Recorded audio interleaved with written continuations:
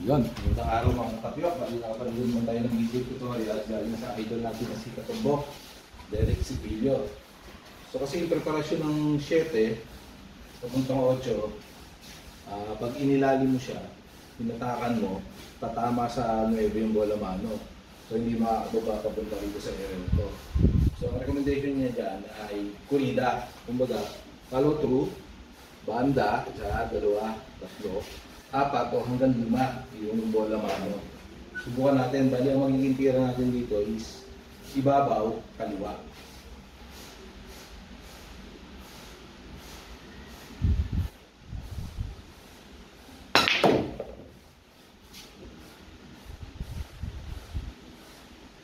Yun.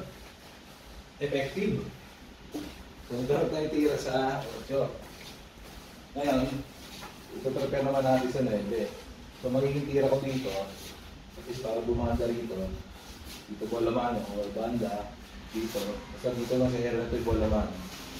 Bali, titirahin ito ng ilalim, kaliwa din. Ilalim kaliwa.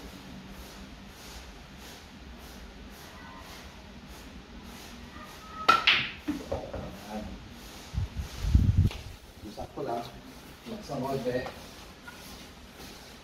So, sakto pa rin para sa preparasyon natin sa 9.